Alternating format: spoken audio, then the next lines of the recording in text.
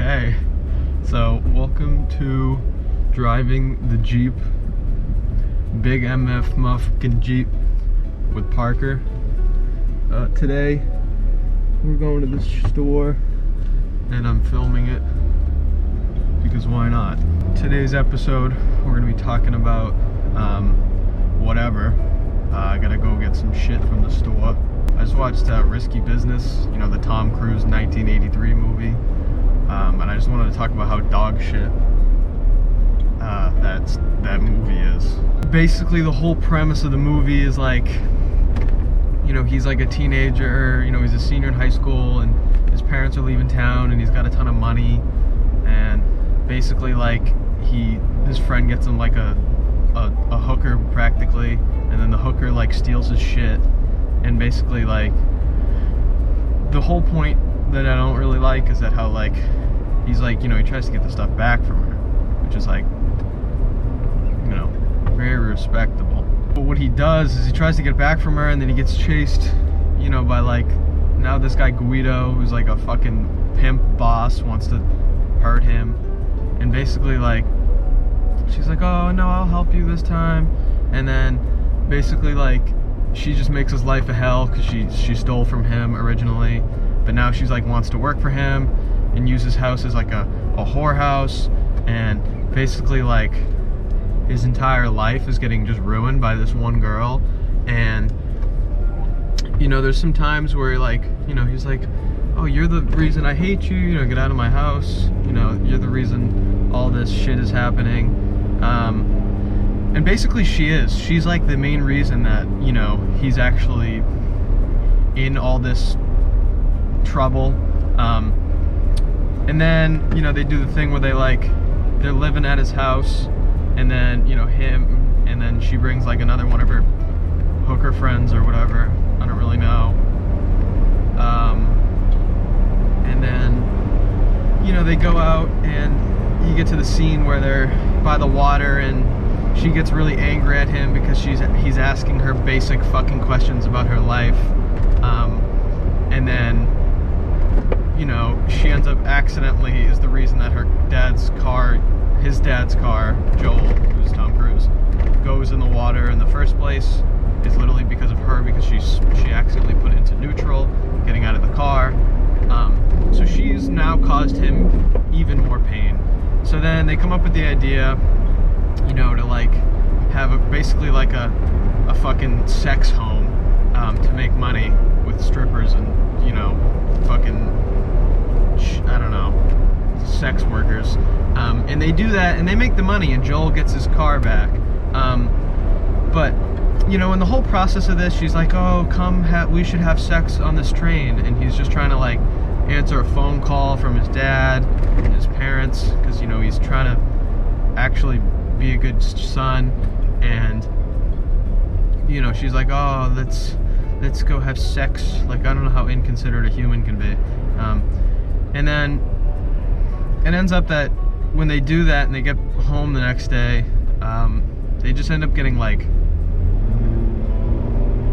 robbed by the Guido guy. Guido just takes all the money, and later in the movie he's like, was that you that did that? And she's like, no, it definitely fucking was, because it was her friend and Guido, and he basically had to waste all his money buying his own furniture back.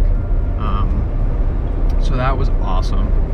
And then the movie ends with like they just like kind of walk off into the distance, and they're like, you know, I got everything I want, money and, you know, you. And he ends up like, you know, dating this hooker in the end that not only ruined his entire life, stole from him, caused him debt, pain, and financial ruin, and he ends up just going with her, and he'll probably get scammed again, and they'll probably take all his money again. So no, that was that fucking movie. I don't know how anyone likes it.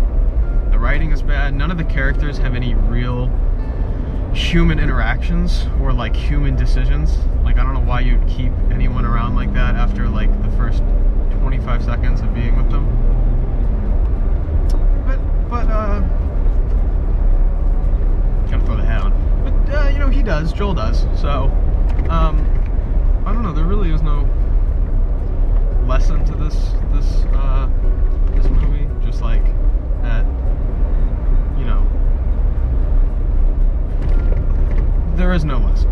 I don't know, that was risky business. If you haven't seen it, go watch it and you'll realize that it is the worst hour and 40 some odd minutes of your entire life that you will never get back. It was written by an absolute fucking dumbass. I don't care what anyone else said. It's directed by a dumbass. Again, it just feels like a shitty fever dream, but even my fever dreams have more like common knowledge and common sense than this entire movie does. We're close to the store.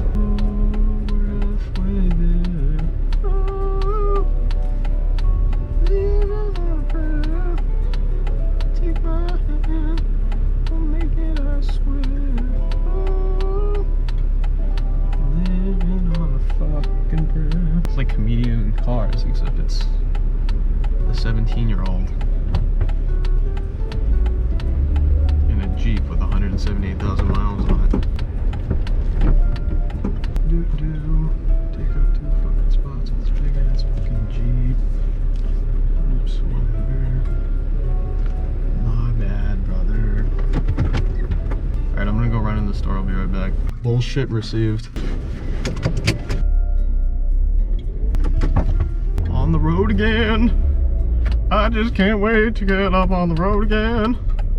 I got my chicken nuggies with all my friends. I just can't wait to get up on the road again. My acceleration is ass, so I'm not gonna go with in front of these motherfuckers. Cause my acceleration is horrible. Cause I can't wait to get up on the road again. We got the stuff. I got some Ben & Jerry's. I got some Snack Mix, Fiesta, and Cheddar Ale. Shout out Newbury Butcher. And then I got me some lunch. Some chicken nuggies that have high fructose corn syrup in them. Don't tell my mom. Behind a Subaru. It's awesome. Living the life. Whoa, big bump. Sun right here. I don't really need the hot. I don't know if I'll ever do another one of these, but got to talk about risky business, which was on my mind. Kind of want to do it for a video, so I was like, let's go in the GoPro. And the reason I got the idea to do this is because this Jeep already had a GoPro mount where it is right now. Obviously the guy maybe was just in the like dash cam, big like GoPro dash cam guy, or maybe he was you know, like a trail guy. What's everyone's favorite food? Comment down below your favorite food. My favorite food ever is just like a chicken sandwich. The guy waved to me. It's a Jeep thing. He did the 2 fingers. If you guys didn't know about that, whenever you pass a Jeep, you gotta go like that. It's a Jeep thing. Watch, right now I'm gonna do it. The guy didn't do it. He's not a Jeep guy. He's not a real Jeep guy like I am. That other kid was. That was a kid. It was a teenager too. Which I feel like the Jeep wave is an older. I feel like it's an older generation thing. I feel like it's only guys like 30 years or older. But I guess I was wrong. Yeah, that's the weird thing about the Jeep. You do the 2-finger wave. I don't know if you can see that. Probably can. Whatever hand you feel more comfortable with. I actually passed like 6 Jeeps and I totally like didn't do it because I don't think everyone does it, but a large majority do. The Jeep wave is a very, very significant cultural movement. Nice day out.